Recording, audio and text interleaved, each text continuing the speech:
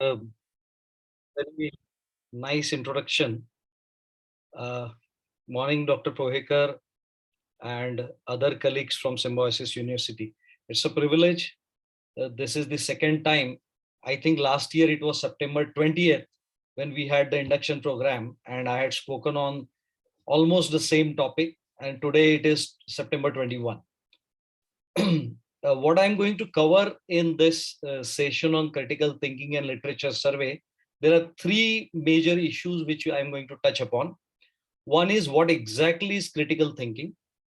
Second is neurology of thinking, how it is related to us and why it is important for us to understand it. And third part is the literature survey. And we'll connect the dots.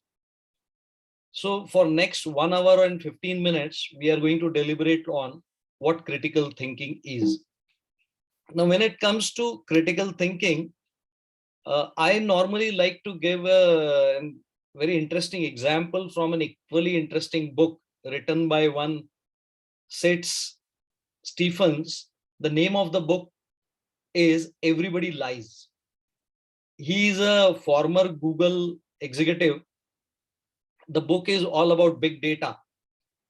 And in this book, he has quoted several examples, several anecdotes, several real life incidences.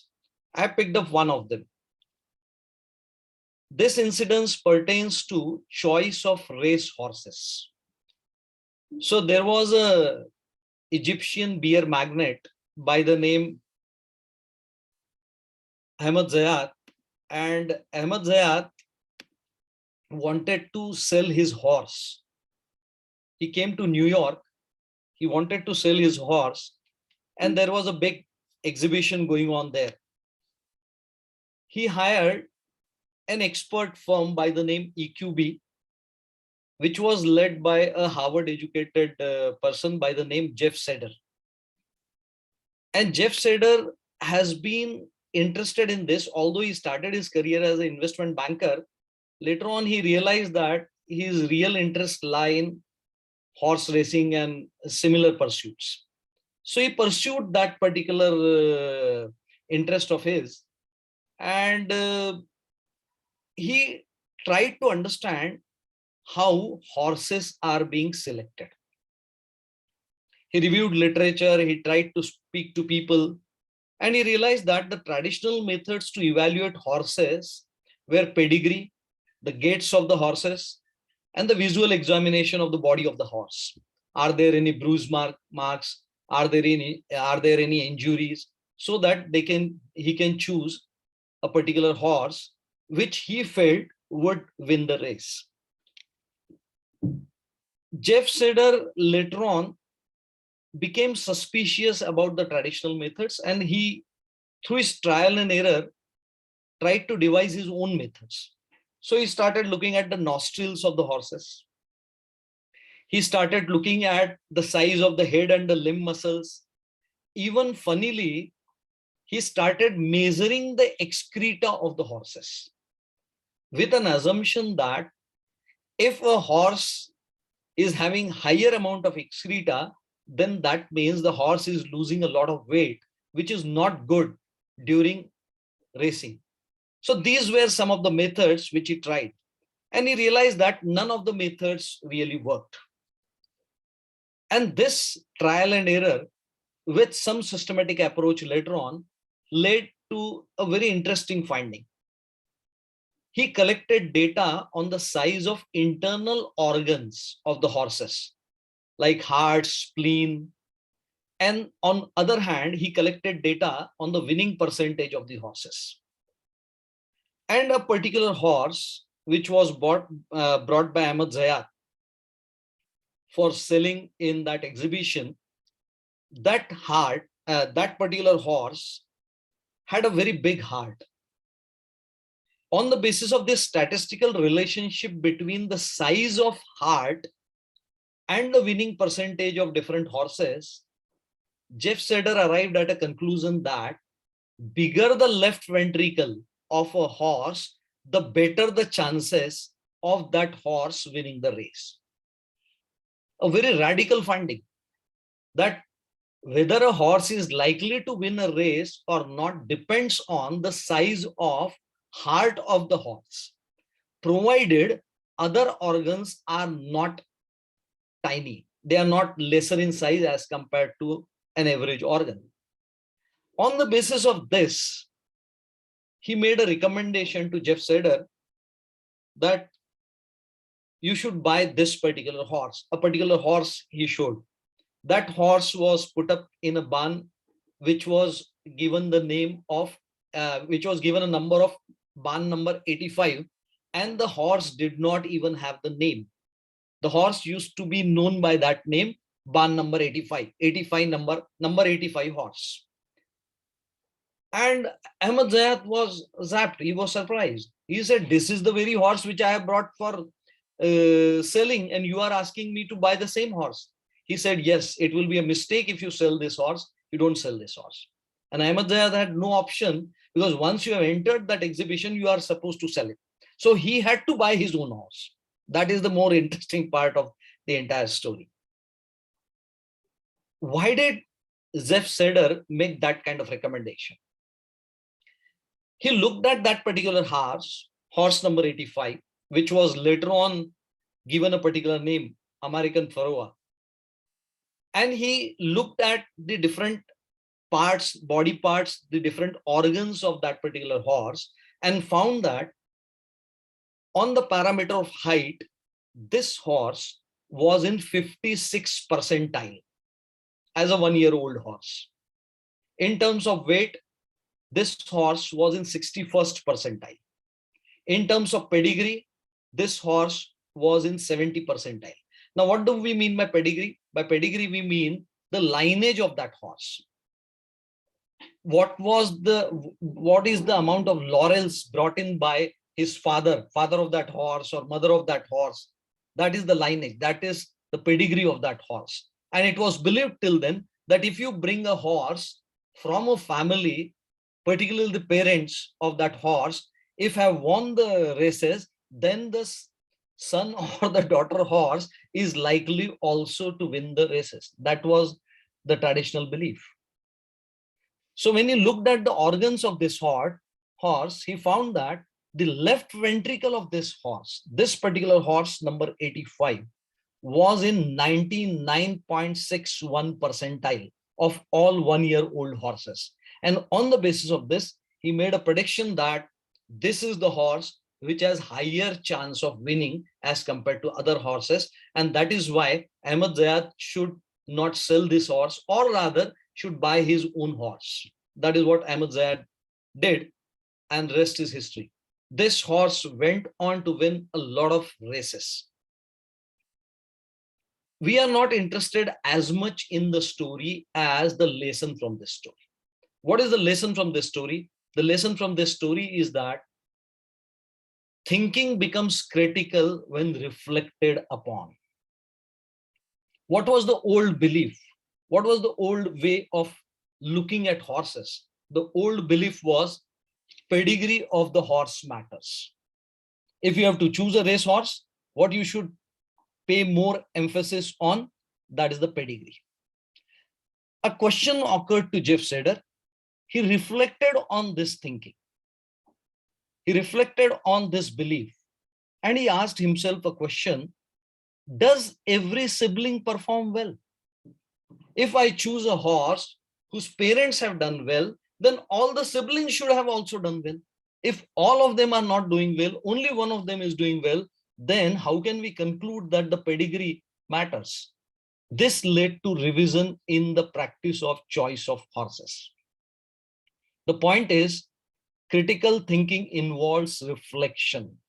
So if we have to look at critical thinking, if we have to decide what exactly is critical thinking, then critical thinking is reasonable, reflective thinking that is focused on deciding what to believe or what to do.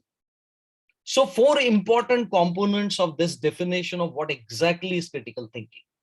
And this has been evolved by Robert Ennis, a renowned juror.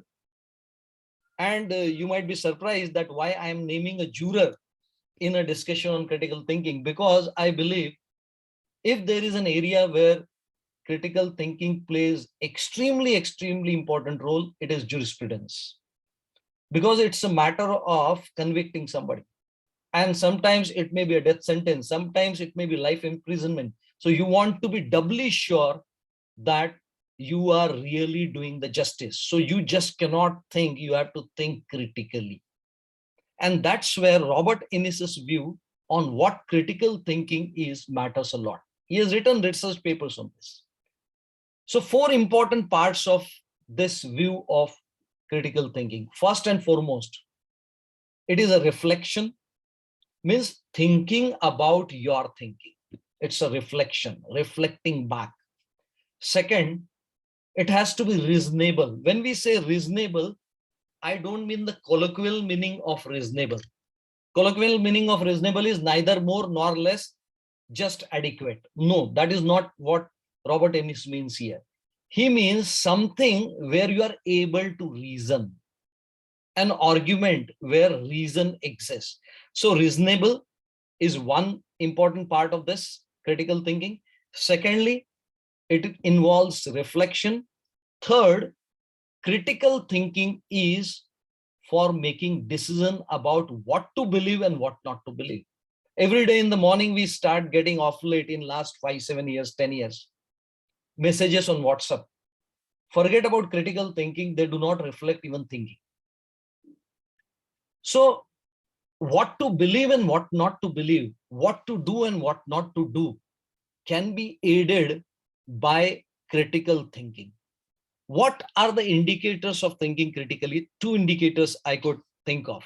The first indicator is whatever thought comes to my mind. At this moment also I'm thinking. At this moment you are also thinking. Why we are having this session? Even this thought which has occurred to you is a kind of thought. Why is this session on critical thinking? How is it related to PhD? I am doing PhD in economics. Somebody else is doing PhD in law. Somebody else is doing PhD in engineering. Somebody else is doing PhD in arts. Somebody is doing it in management. Somebody might be doing in medical sciences.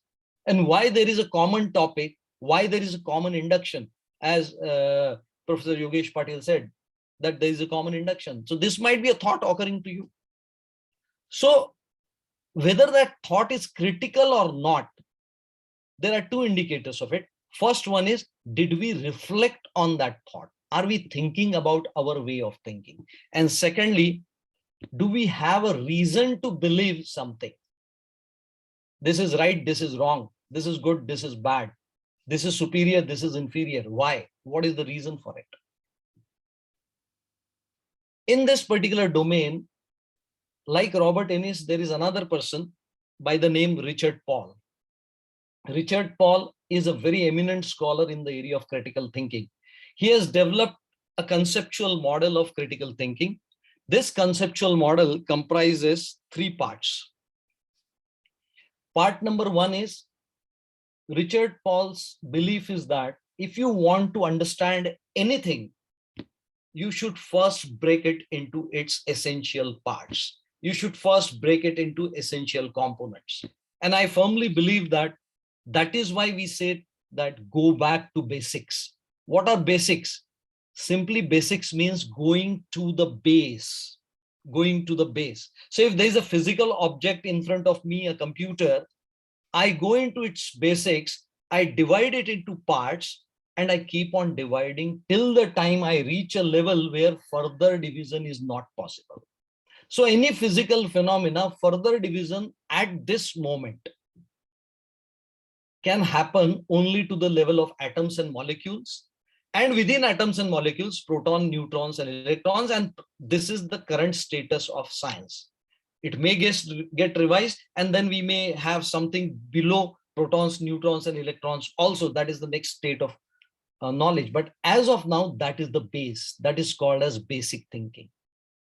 So it helps to divide any phenomena into its basic components. So Richard Paul says, if I have to develop a conceptual model for critical thinking, first thing which he did was, he understood the elements of reasoning or elements of thought or structures of thought. When we say I am thinking, what exactly are its components? What exactly are its elements? Or if I say that I am advancing this reason, then what are the elements of that reason? That is part one of Richard Paul's model of critical thinking. Let us first start with this particular part. I will share example of my own PhD thesis with which Dr. Pohekar was also associated because he was a professor then at BITS Pilani. He was the coordinator of PhD program there, besides being my old friend. Now, my thesis was on market expansion strategies for select consumer products. When I look at my own thinking about my PhD thesis, and when I started noting down a few thoughts, then these were some of the thoughts. First and foremost, a thought came to my mind even before I started my work. For years together, I have been thinking this because 1993, I started teaching marketing. And a question used to come to me that all the case studies which we teach, most of the theory that we teach is based on the assumption that there is too much competition in the market. And in order to survive, we have to grab the largest possible slice of the cake. That means we have to focus on market share. On one hand, this is what the textbooks talk about. This is what the case studies talk about. On the other hand, when I look at the penetration and consumption data, I'm talking of 1990s, 2000, early 2000, penetration and consumption of various product categories in India, I felt that the penetration levels are far, far lower than the advanced countries. And here are companies talking about market share, trying to gain larger share of the cake. Why are they not trying to think of expanding the size of the cake itself? That was the beginning. That was the beginning. So my thought, first component, first element of my thought is the problem. What is the problem? What the problem is? Something which is bothering me, something which I'm intrigued about. I do not know this way or that way. I, on one hand, feel that in the books, there's a lot of emphasis on market share. On the other hand, I see a lot of untapped market.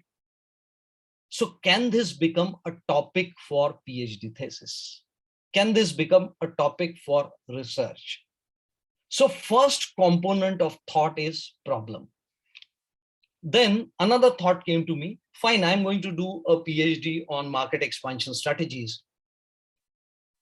What is that I'm going to probe in it? Saying that I'll do a PhD on market expansion strategy is one thing, but what exactly I want to do in that?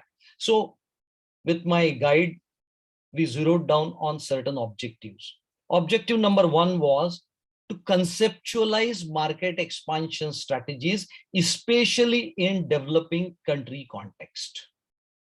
Then objective number two, objective number three objectives I had.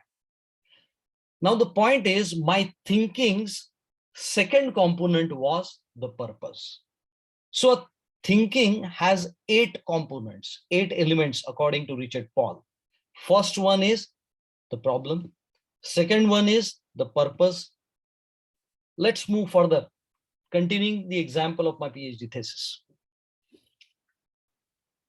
Thereafter, my thought has progressed as my PhD work progressed. I said one of my objectives is to study the relationship between market expansion efforts of a company and performance of the company. Now comes a question. How do I measure the market expansion efforts? How do I know which company is making how much amount of market expansion effort? And secondly, how do I know what is the performance of the company? And I don't want performance of the company, I want performance of the product category. So if there is a company like Whirlpool, and if I'm interested in microwave ovens, then I want performance of microwave ovens, not of washing machines. Right? So I want all this. This was a thought in my mind. That is the third component, which tells me what kind of information I will require. Information, data, facts, evidences, experiences. These are all components of thought. As I progressed further, or before even I started my PhD thesis, I had an assumption in my mind that most of the companies follow market share. Most of the companies pursue market share. They are after market share. Very few companies go for expansion of the market. And I also had an assumption that market expansion pays. If you expand the market, your company benefits. These were the assumptions. That is the fourth component of thought. According to Richard Paul, there are 8 components of thought: problem, purpose, information, and assumptions are 4. Next, continuing with my PhD example.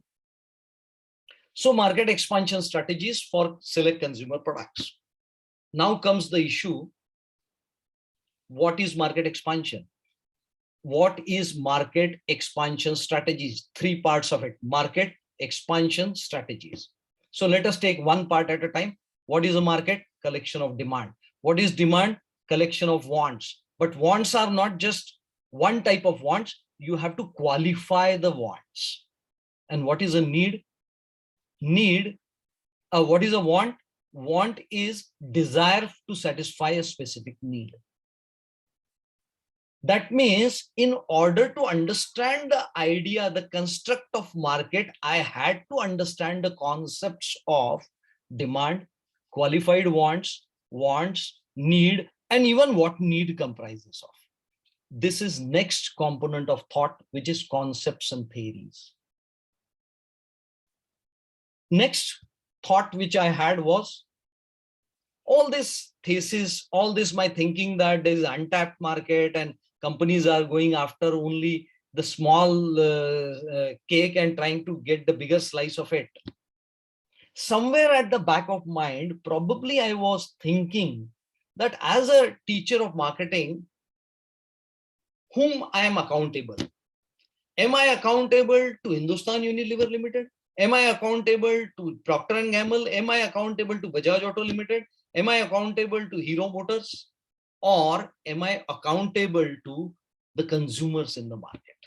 Means, am I looking at marketing as a business function, or am I looking at marketing as a social process? Now, looking at marketing as a business function, looking at marketing as a social process are 2 different perspectives, are 2 different worldviews, are 2 different mental models. Though they are related, they may be complementary, but they are different perspectives of the same thing. This also is a component of thought. Am I aware of my perspectives? Next piece of thinking related to again my thesis. After the data was analyzed and I had made a mock presentation before going for defense in front of a team comprising Dr. Pohekar and others, and they were nice enough to allow me to do that. So there a finding was presented that I observed a positive correlation between market expansion efforts and performance of companies. Now, I'm not going to details of that, which aspects of performance. In durable category, that is TVs, refrigerators, but not in non-durable categories, which is soaps, detergents, and all that, shampoos, etc. Now, this was the interpretation. This was the inference which I drew. And this interpretation or inference then becomes my thought. So try to understand when I say thinking, thinking can be an input, and from that thinking, the output which gets generated becomes next level of thinking. So interpretation and inference is another component of thinking. And last, then I said, fine, this is the inference which we have drawn, that market expansion probably pays in durables, but not in non-durables. If this is what I have found, and I found something more, then what is the implication for the companies? What is the implication for me as a teacher? What should I be teaching in the class? And then I started thinking that companies are required to pursue a mix of market expansion and market share. There might be 60-40, there might be 80-20, but a mix is required and the mix will keep on changing, right? So these are 8 components of thinking. What we are discussing is Richard Paul's model of critical thinking. And he says that when you think, you are thinking about these 8 components, or your thought can be divided into these 8 parts. Then the second component, second part of Richard Paul's model, that is intellectual standards. How to assess thinking. Fine, we know what thinking comprises. Thinking comprises these 8 components, which we have already seen. Now, what is the quality of my thinking? If I have to assess that, what is the quality of my PhD students' thinking? If I have to assess that, what is the quality of a research paper which comes to me for review? If I have to assess that, then Richard Paul has given a list of intellectual standards based on his own research over a period of time. I think 1968, he submitted his thesis, the year in which I was born. He has listed down certain intellectual standards. The first one is clarity. What is market expansion? What it is not. What market expansion is and what it is not, I had to be very clear in my mind. If I show enough clarity, then my research supervisor will say he not only knows what is market expansion, he also knows what is not market expansion. Market expansion for entire product category is called as market expansion, but expansion of my brand sales is not market expansion if the product category has not grown. That is clarity. So first intellectual standard, according to Richard Paul, is clarity in your thinking. Second, precision. When I say this company is spending more efforts on market expansion, can I give the exact extent to which they are making market expansion efforts? That is precision. Precision is second intellectual standard when you evaluate somebody's thinking. Third, accuracy. Fine, you say that market expansion efforts can be measured. So we devised a scale in our thesis. We call it as MarkX. But one question, can market expansion efforts be measured? Can it be checked? And how far can we believe in the method of your measurement? How far it is valid? That is accuracy. That is the third intellectual standard. Fourth intellectual standard is, in my literature review, there are 9 different streams in which I reviewed the literature. One of the streams in which I reviewed the literature was diffusion of innovation. So my supervisor would raise a question, Vasant, you have included diffusion of innovation as a section in your literature survey. How is it relevant in the case of market expansion strategies? So I have to establish that relevance. If I can establish the relevance, then I am thinking critically, because that is the intellectual standard. Significance. There is n number of information available, especially now with access to internet, with access to computers. There's so much of information which is available. When I have access to so many issues, so much information, then I need to decide which one is the most important issue, which is the central idea that I need to zero in on. Do I remain focused on the central idea? And I say that all other discussion is redundant. That is not very important. This is more important part of my discussion. If I'm capable of narrating that, saying this with confidence, then I have met that intellectual standard narrated by Richard Paul.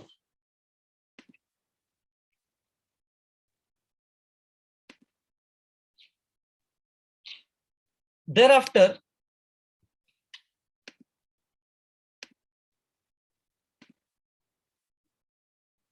the remaining elements of intellectual standards, depth of my argument. So very interestingly, after doing factor analysis, we identified 4 components of market expansion strategy. Our scale markets had 4 components, out of which one component, sustainability, could not stand the statistical significance test. But the logic with data, with theories, convinced me that sustainability may not be a component of market expansion strategy today, but will have to be a component going further. And I had a logical argument for it. So at one level, I could have limited my discussion saying that market expansion strategy be started with 4 components, 3 were found statistically significant. I retained 3, 4th one is discarded. Very simple. But let's go in depth and say I have got 2 markets measures. One is with sustainability, one is without sustainability, and then I perform further calculations going into depth. What is the breadth of my argument? What is the breadth of the viewpoints which I am incorporating? Like, for example, in my literature review, as I said, there were 9 streams. So on one hand, I have bottom of the pyramid literature, which I reviewed. On the other hand, I have diffusion of innovation. And diffusion of innovation and bottom of the pyramid, if you understand it conceptually, are 2 diagonally, appear to be diagonally different ideas. Bottom of the pyramid is you are marketing to lowest strata of society. Diffusion of innovation is when you launch some new product, initially it is picked up by innovators who generally are likely to be better off. Then why is it that I have incorporated both the literature review? That shows the breadth of your thinking. Then the next intellectual standard, according to Richard Paul, is completeness. Are you living out something in your thinking? Have you forgot about something which is extremely important? And the next intellectual standard is there a logic? Statistically, I should have removed sustainability from 4 components which I identified of market expansion strategy. But logically, somewhere in the first para which I had written had to connect with the last para. If there is a connect, there is a logic. When a paper comes to me for review, the first thing which I look at is there a connect between the first para and the last para of that paper? If there is a connect, then there is a logical flow in that paper. And the last point is fairness. This is the last intellectual standard of 10 intellectual standards which Richard Paul has laid down to decide whether some thought is critical or not. Fairness. There was a very interesting meta-analysis carried out by All India Institute of Medical Sciences. Meta-analysis is you pick up research in a particular domain, various researches in particular domain, and understand some patterns in those researches. So they picked up researches on mobile radiation. They divided all the researches into 2 parts. First part was researches sponsored by the mobile industry, either the mobile handset manufacturers or the mobile service providers. And secondly, the researches which have been done by others than the mobile industry itself, maybe government, maybe NGOs. And they found a very striking thing. That was the incidence of finding that mobile radiations can have harmful effect were reported more in case of studies which were outside mobile industry rather than the studies which were sponsored by mobile industry. That is the problem of fairness. That is there is a problem as far as the study is concerned. The study is not fair, right? So these are the intellectual standards which one has to abide by. Just a minute, I'll just, is there a problem in my audio or video, anything? Just put it in the chat box because I have kept my mobile somewhere else. No, sir, everything is fine. Okay, fine. Thank you. Yeah.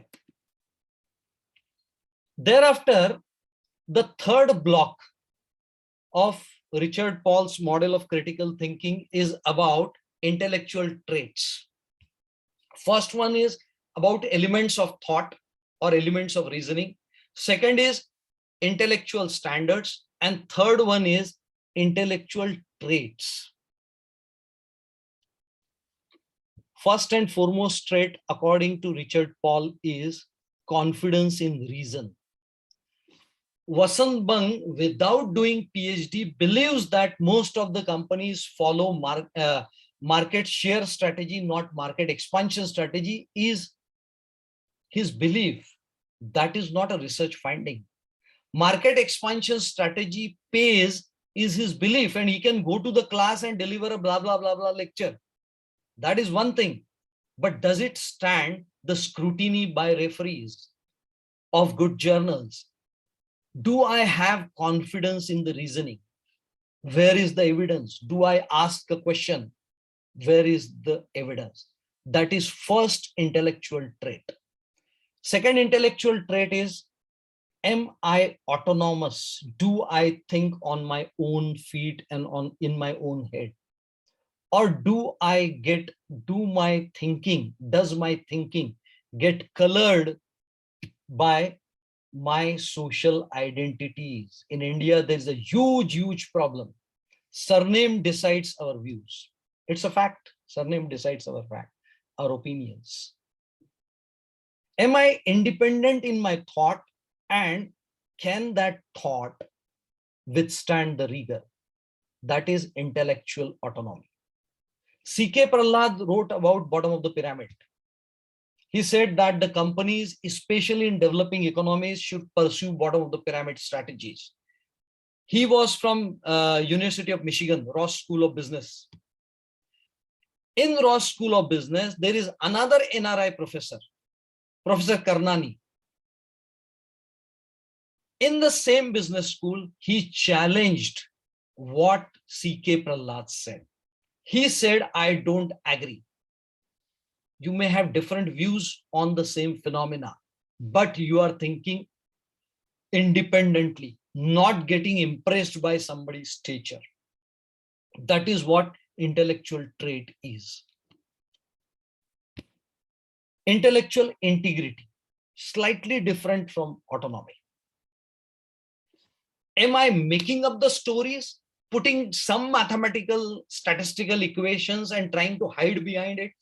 Me, Dr. Pohekar, Dr. Yogesh Patil sir, we keep on facing these problems when students make their presentations, trying to impress us with SPSS and structural equation modeling, believing as if Bang and Patil and Pohekar do not know structural equation modeling, or we are mechanical engineers. We have taught operations research, much more complicated mathematics than structural equation modeling. Structural equation modeling and all those kind of things come much later. First and foremost is, have you defined the constructs clearly? Otherwise, garbage in and garbage out. That is the issue of intellectual integrity. Do I have sufficient evidence, not just evidence, superficial, sufficient evidence? And with the support of this evidence, I say that this is what can be believed. Nassim Nicholas Taleb, I consider him to be one of the top-notch intellectuals alive today. He has written fantastic books, Fooled by Randomness, Black Swan, Anti-Fragile. And from his book, Fooled by Randomness, one can see this quote where he says, it is harder to act as if one were ignorant than as if one were smart.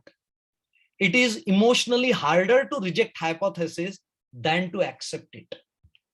And it goes on to prove that scientists have proven it. So we come across PhD thesis where there are 20 hypotheses and student takes a pride in saying all 20 have been accepted. First and foremost, hypotheses never get accepted. They at the most get supported. The null hypotheses get rejected. But they say all 20 are accepted or supported, whatever. I become highly suspicious. When somebody says 10 of my hypotheses got rejected and 10 got supported, then I'm very happy about it. It may be 12, 8, it may be 8, 12, whatever.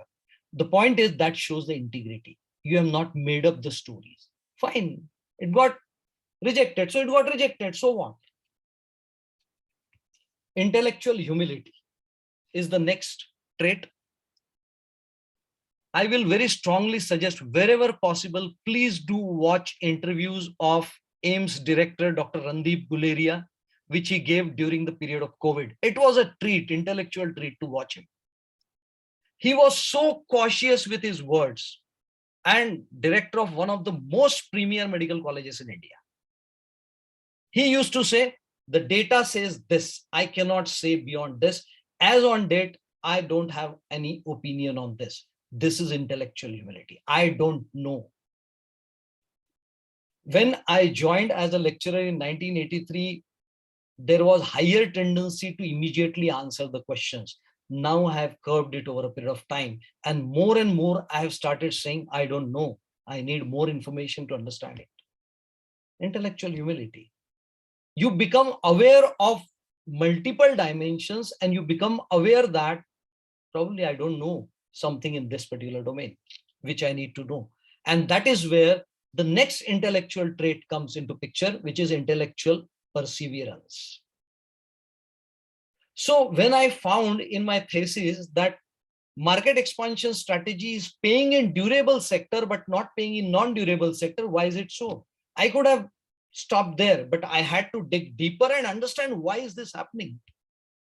So you have to persevere. It might take 1 or 2 months more, but it gets added to the discussion section. And ultimately, when the referee raises the question, you are well prepared.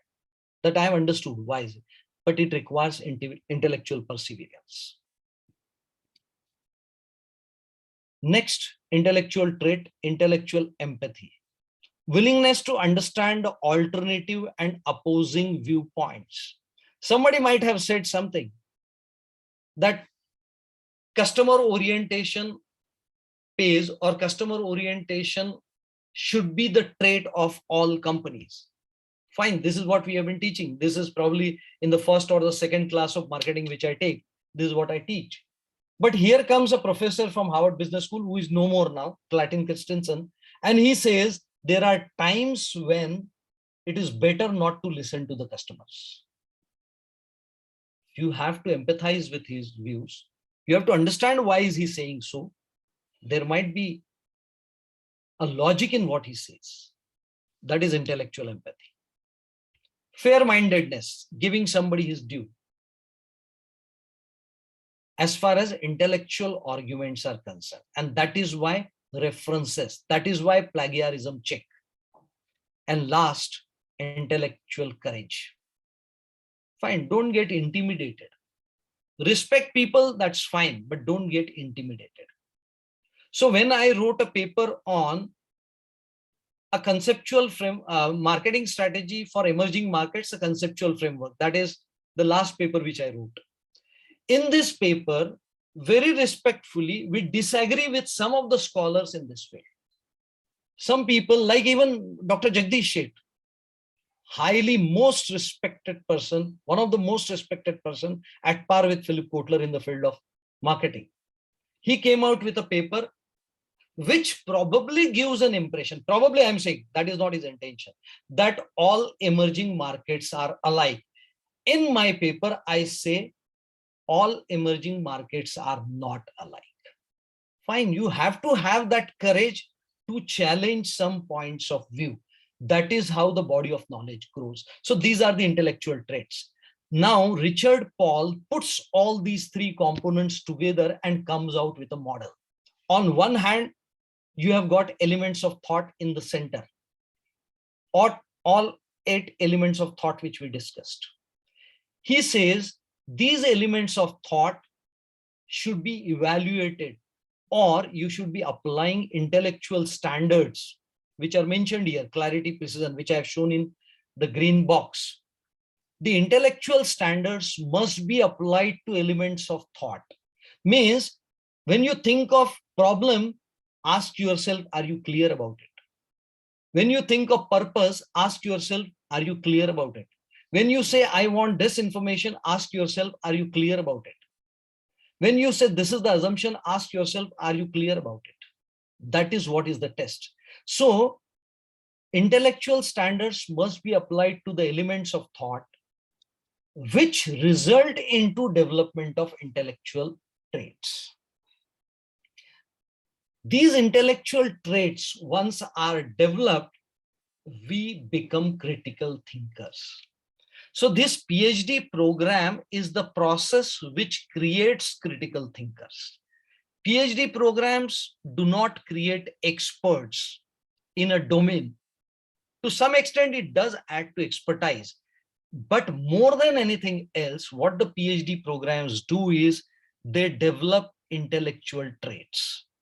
They convert us into critical thinkers. But while doing PhD, also we have to be conscious that we have to think critically. And what are the barriers to thinking critically, or what might come in the way?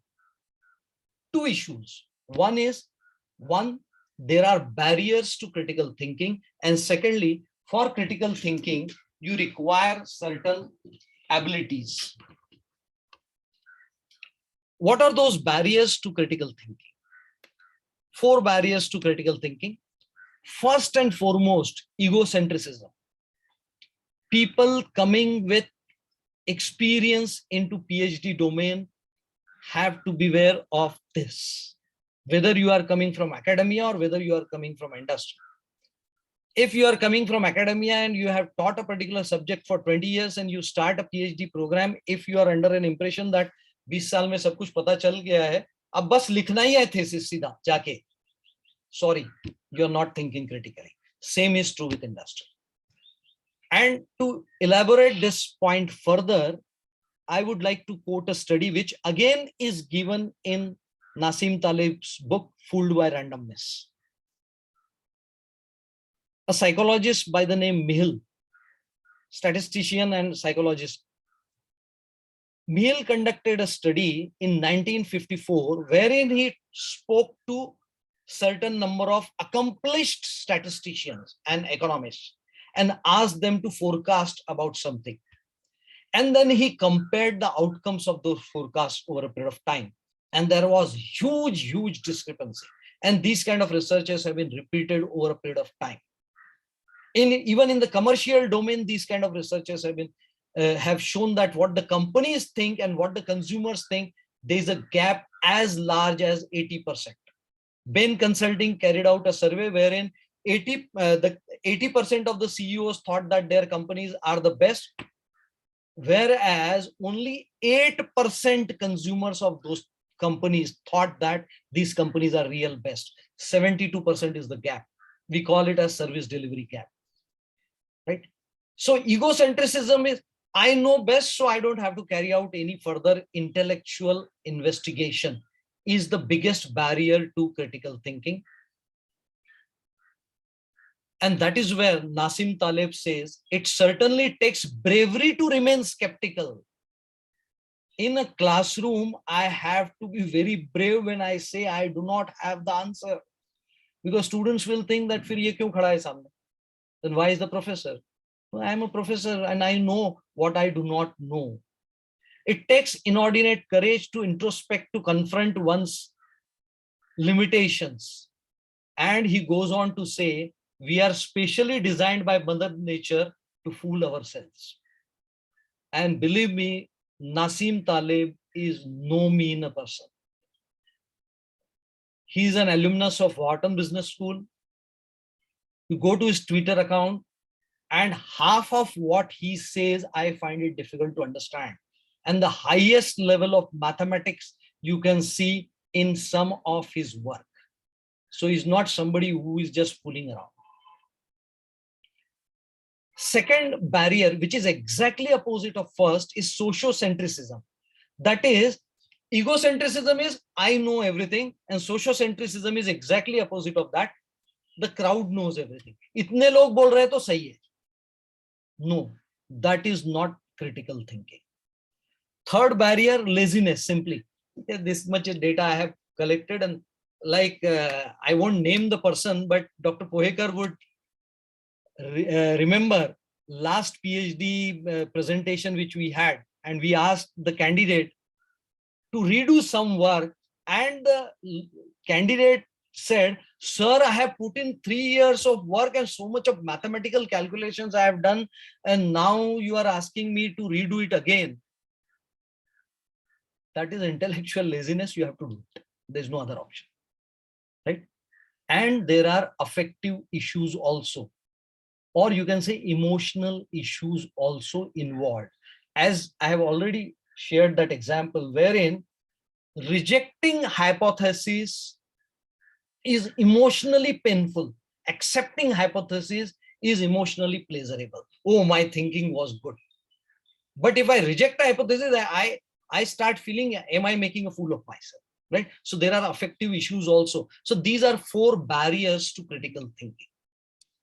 Now, in the light of this, what are the critical thinking abilities one is required to have? 4 critical thinking abilities. First and foremost ability is the ability to clarify, seeing the similarities and seeing the differences. On one hand, I say that table and chair are similar when I look at them as a part of furniture. They are similar. But when I look at them vis-a-vis each other, then I say a chair is different from a furniture. That is the ability one has to develop. Market expansion is this, market expansion is not that. That is very, very important. And many a times during presentations of PhD students, this is the problem which we face. They are not very clear about what they're talking about. They're not able to define it. They have not identified the assumptions on which they are stating.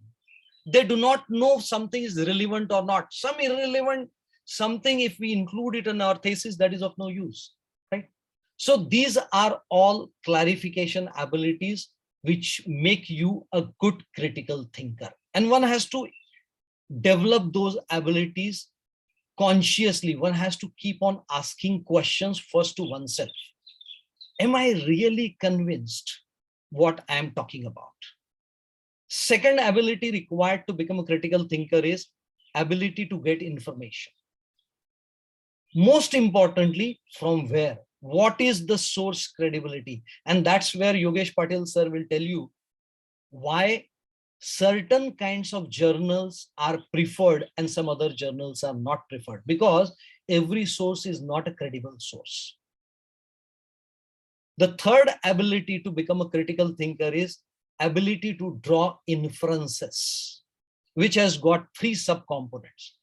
Ability to deduce from theory, look at the theory, and in the light of theory, explain something. Ability to induce is opposite. Look at the happening, look at the phenomena, and from that, try to create a theory. They are opposite views. Wind is blowing, temperature has increased, humidity has increased. Put the value of temperature, put the value of air pressure, put the value of wind velocity into some equation and predict whether it is going to rain or not. This is classic deductive approach. You are standing on the road, wind was blowing, clouds became darker, it was lightning and it rained. The thing actually happened.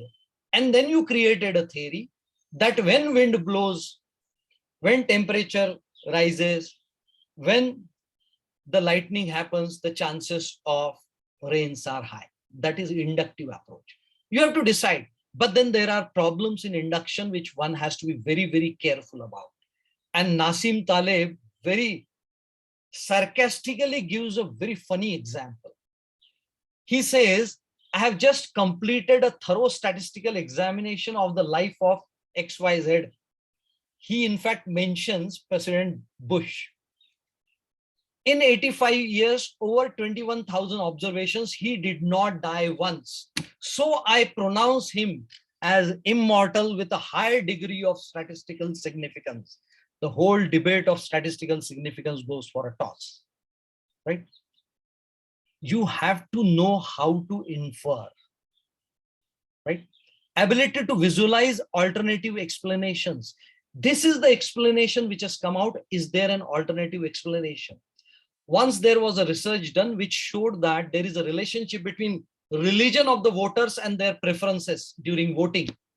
Somebody thought that there is something missing. There is an alternate perspective. Let us break religion into economic classes, lower income class, middle income class, upper income class, and then see what happens. And the effect of religion vanished. Then it became clear that more than the religion, it is the income class which affects the behavior. So there was an alternative explanation, right? And finally, ability to make judgment about your own value judgments. Am I thinking this way because I have spent enough time in teaching? Am I thinking this way because I have spent enough time in brick and mortar teaching? Is my bias come into the play? These overcoming all these are necessary for developing good inferential abilities. And the last of the abilities is called as metacognitive abilities, which are suppositional thinking. Suppose this happens, then what happens? Integrating different viewpoints. And the most important is self-control, controlling yourself emotionally. Even if the findings are exactly opposite of what I have thought, that does not undermine my work. Let's be very clear. We all are going to undergo this kind of state in our PhD thesis, right? So having discussed what is critical thinking, what are the attributes of critical thinking, what is the model of critical thinking, now let us spend some time on the process of thinking itself.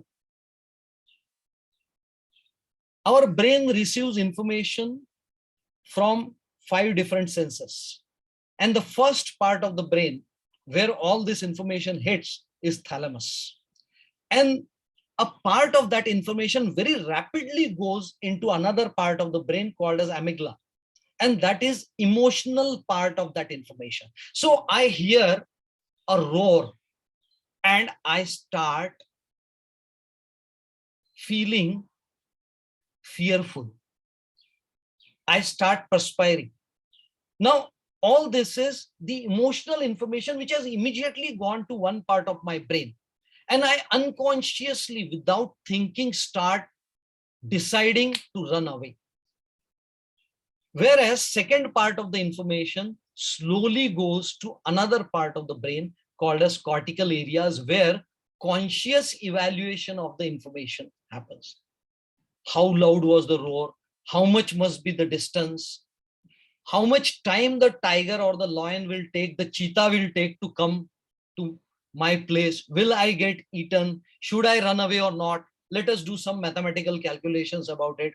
By the time I do all that, I would probably be inside the stomach of that cheetah. And that is why our ancestors relied more on the first path, amygdala. So these cortical areas and amygdala, they modulate each other. But as the 2 arrows show, the impact of amygdala is higher on the cortical areas as compared to the impact of cortical areas on amygdala. Means we are predominantly emotional creatures, whether we accept it or not, whether we know it or not. A lot of our thoughts are affected by amygdala, by emotions. We have to be very, very careful when we are doing critical thinking, because our amygdala is likely to fool us around. In order to understand what happens inside the brain, a little bit of understanding of brain will help. David Eagleman, a professor at Stanford of neurosciences, he wrote a wonderful book by the name The Brain. And he says that unlike many animals, human brain is born unfinished. We acquire information over a period of time, and that is the way our brain gets finished. Whereas in case of animals, that phase is lower. Their brain more or less comes finished from the womb. Inside our brain, how this finishing of brain happens, there are, according to Eagleman, there are around 86 billion neurons floating around between these two ears. And on these neurons, information gets absorbed, and some of the information is retained, not all the information. Each neuron, these 86 billion neurons, look at the mammoth task which our brain does. These 86 billion neurons, of which every neuron has around 10,000 connections with other neurons. We store different pieces of memory in many parts and later reassemble them, and that retrieval is the thought. That retrieval is the thought. When neurons of different parts of the brain fire together, a thought gets created. Let us try to understand it. And what is the worst part, or probably the best part, because that is the way we survive in the world. 95% of the thinking takes place at unconscious level. Another scholar in the field, Gerald Zaltman of Harvard Business School, says that 95% of human thinking takes place at unconscious level. And this interferes in critical thinking. Let us look at an example. An experiment was carried out where the psychologists asked some people to lie. Half of them were asked to lie on phone, and half of them were asked to lie by writing an email. The content of lie remained same. So I may tell my wife that I have won a $1 million lottery. Somebody will speak on phone and somebody will send an email, but the lie will be same. And then these two groups of people were offered certain gift. They were told that if we give you a gift, which either is a bath soap or a mouthwash, either of the two you can pick, which one will you prefer? The findings were astounding. Those who lied on phone, among them, the preference for mouthwash was much more as compared to soap. Those who lied through email, among them, the preference for soap was much more as compared to mouthwash. Why this might have happened? Neuroscientists have an explanation over this.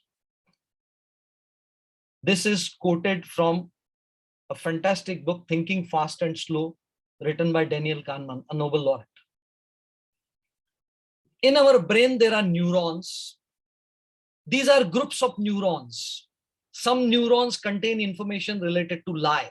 Some neurons have information about sins. Some neurons have information about washing. Some neurons have information about speaking and all that. All this we picked up, one genetically, second socially, in the process of growing up. And this information got stored in our brain.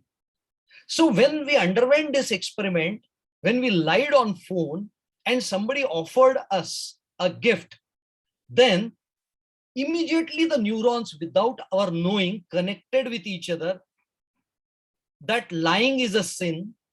Sins can be washed. Somewhere in the childhood, I might have heard Ramayana, Mahabharata or somewhere, or Bible or Quran. Somewhere I heard it. So lying is a sin. Sins can be washed. I lied by speaking on phone, for which I use my mouth. So I need to wash my mouth, for which mouthwash is needed. I am not conscious of this. This is what actually happened. Same thing.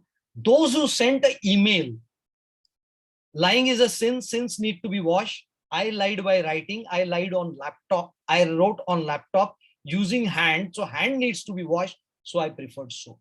Not everybody did it. Many of them, the preferences were high.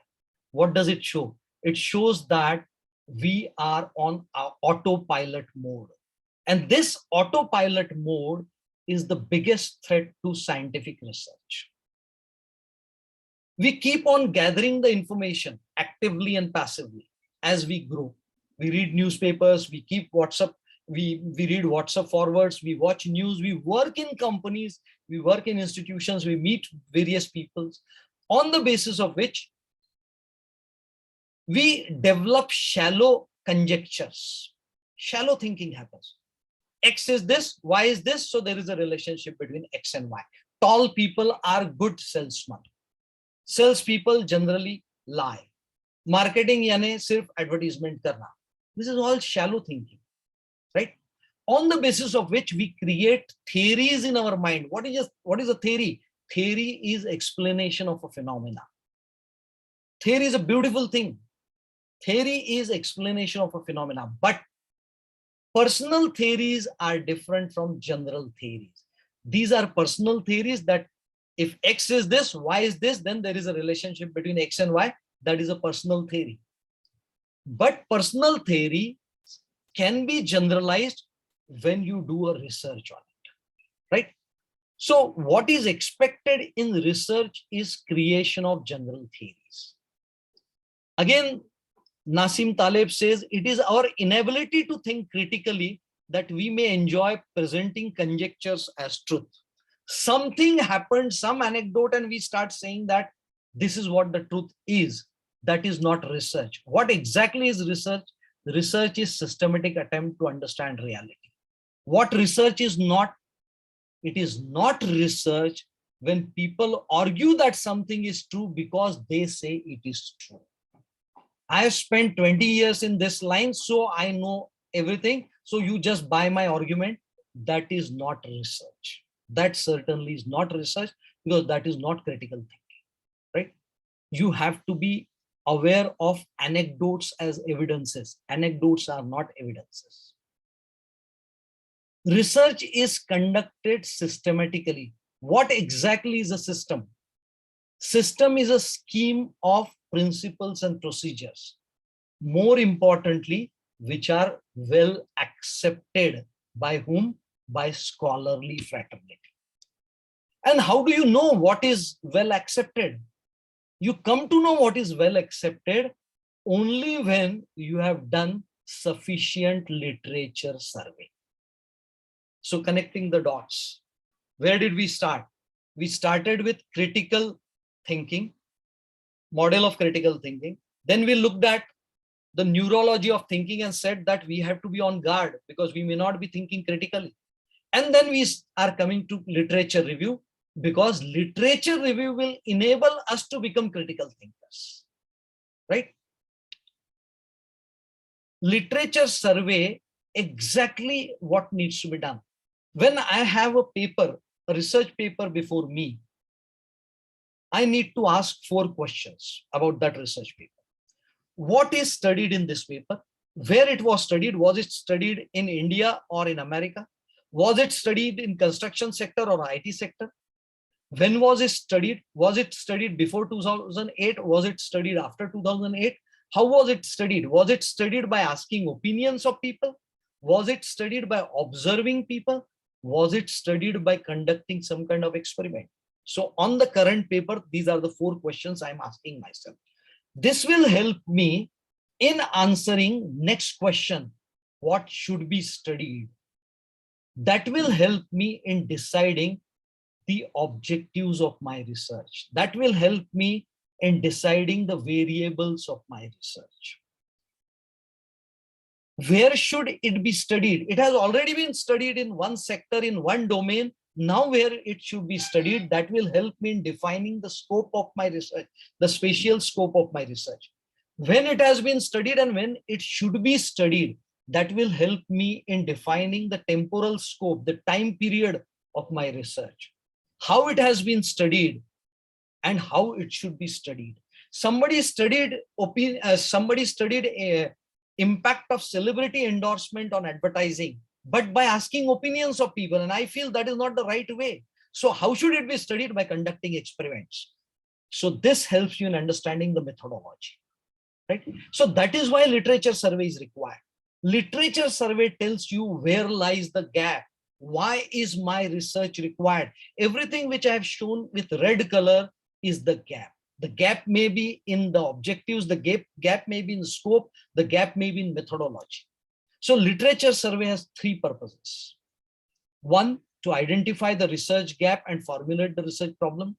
Two, to develop the conceptual framework, to identify the conceptual framework. And finally, to choose the research design and the methodology. Again, Nassim Taleb. In fact, I feel everybody who is doing his research, PhD should read Fooled by Randomness. One of the best books on research methodology. Although it explicitly doesn't say that it's a book of research methodology. I resent the person who, without having done much homework in libraries, thinks that he's onto something rather original and insightful on a given subject matter. This clearly sums up the importance of literature survey. Now, how literature survey helps you in identifying the research gap? Just one example. Dr. Pohekar, 5 more minutes. I hope that is okay. Yeah, you can take, and we'll take questions also, not a problem. Okay. Again, from my own research paper, I will quote: conceptualizing marketing strategies in emerging markets. This was a conceptual paper which I wrote with 2 of my colleagues. In this paper, in the initial pages, we have written this. According to the World Bank, the world's population will rise, vagera, vagera, all that. Now, if you read this paragraph carefully, what I'm trying to do is I'm trying to pinpoint what is the broad area of interest as far as this research paper is concerned. And why is that important? More importantly, it is not important because Vasant Bang or Sharad Joshi or Monika Singh, the 3 authors, say it. No, it is important because the evidence exists which says it is important. That is what the evidences I have shown with blue color. These are the names of the authors. This is the way citations are done. When I mention these citations, when I mention the names of these authors, then I'm giving confidence to the referee that I have thought critically using literature review. And on the basis of this, then I say, this is what is the research gap. What is the research gap? Emerging markets have attracted the attention of not only corporates, but marketing scholars. Yes, I agree. I am not the first person who is writing about emerging markets. So many people have done it, including Jagdish Sheth himself. But then I say, so and so report a substantial increase in the number of emerging economy studies. But then I quote one more author who says, but most studies investigate strategies in single country context. So somebody writes about Peru, somebody writes about Korea, somebody writes about China, somebody writes about Russia, and generalize and say that this is about emerging markets. We say that no, we want a holistic framework for all kinds of emerging markets.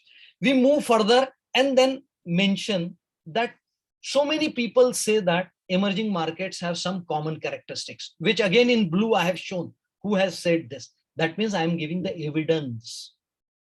That is what Richard Paul expects, the intellectual standards. Is there evidence? So many people are saying that these are the common characteristics of emerging markets, right? But then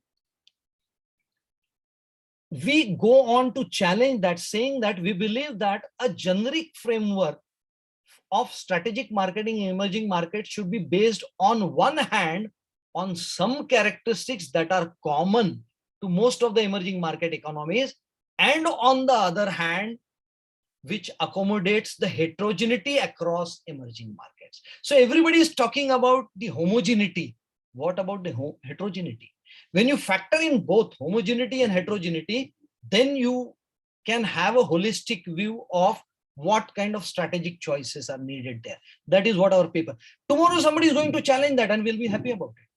That is the way body of knowledge grows, right? So Basically, literature review, one, helps you in identifying the research gap. Secondly, it helps you in identifying the conceptual framework. What is conceptual framework? It is simply the roadmap. This is the roadmap which I am going to use in my PhD thesis.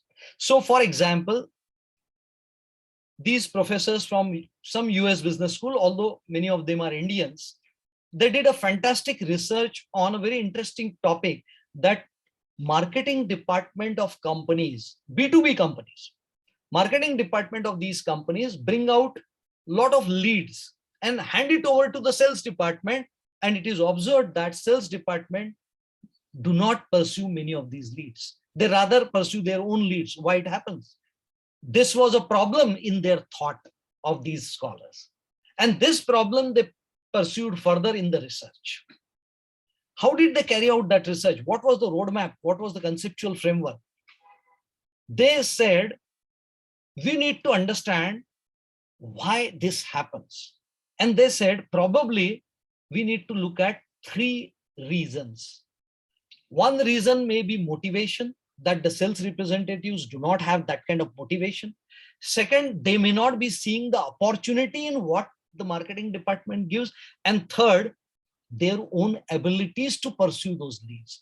This is MOA framework, which is already well established by some other scholars.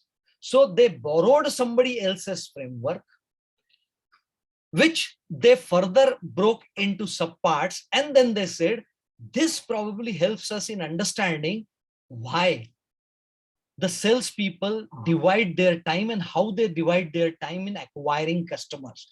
How much time they spend on marketing leads, how much time they spend on generating their own leads. And then they said, now we know in our research, these are going to be the independent variables. And these are going to be the dependent variables. Means the time spent by a sales representative is a dependent variable, which is dependent on three variables: motivation, opportunity, and ability, which are independent or influencing variables. So what my study is going to be about is becoming very clear when I had this conceptual framework before. As a research scholar, this is the way one has to think. Now, the last point about the literature survey is literature survey. One, it helps you in identifying research gap. Two, it helps you in choosing the roadmap, the conceptual framework. And three, it helps you in choosing the methodology, the methods, the principles, the procedures. About what? About data collection, about sampling, about analysis, which is the right method of analysis. Not getting impressed by somebody who has come here to sell SPSS package. So if IBM comes and conducts a workshop on SPSS, try to understand SPSS. IBM has an interest in it.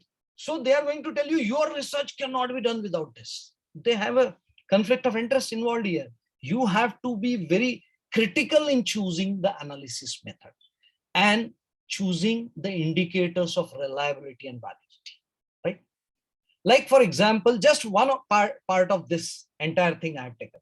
So when you are doing a research, you need three types of validity. Construct validity. When I say market expansion, what exactly do I mean? So literature survey is required to develop that construct. When I say market expansion strategy, what are the contents of it? What are the components of it? Again, I need to do literature survey for it. When I say market expansion strategy, I'm developing this scale. Then what are the criteria by which I will check whether my scale is right or wrong? There are two further ways: concurrent, parallel method. Does it give the same results? And secondly, predictive method. If X happens, then does Y happen? How do I do that? Literature review will help me in picking up the right methods, right? So this is all the role of literature review is in becoming critical thinkers, right? Finally, one has to understand Marilyn Corcoran Smith, an authority in the field of learning theories. She says that research is not just about learning, it is equally about unlearning. especially when we start our research at a slightly mature age, which is a good thing. I don't think that we should be immediately starting our research immediately after graduation, after having spent some time, which is a good thing. But the additional burden needs to be borne, and that is of unlearning. What the quotation says, the important part is, research is not just a process. It is a stance. It is a mindset. It's a mindset of asking for evidence. It's a mindset of raising questions and not settling on opinions alone. This requires not just learning, it requires unlearning some long-held ideas, beliefs and practices. I worked in automobile industry. I started my career from Bajaj Auto Limited, worked there for only 1 year, but then I've been associated with some other companies also as a consultant. So this is what happens in those companies, and I put that as a part of my thesis and start saying that मैंने वो किया है तो वही research है. No, that is not on. I have to unlearn that. That does not mean that everything which I have done is wrong. I only have to muster evidence for it, right? That is all. All the best. Thank you so much. Wish you a great enlightening journey ahead. If there are any questions, you are most welcome. Thank you, Professor Bang, for enlightening the session. In fact, I am thankful to you. Let's clap for Professor Bang.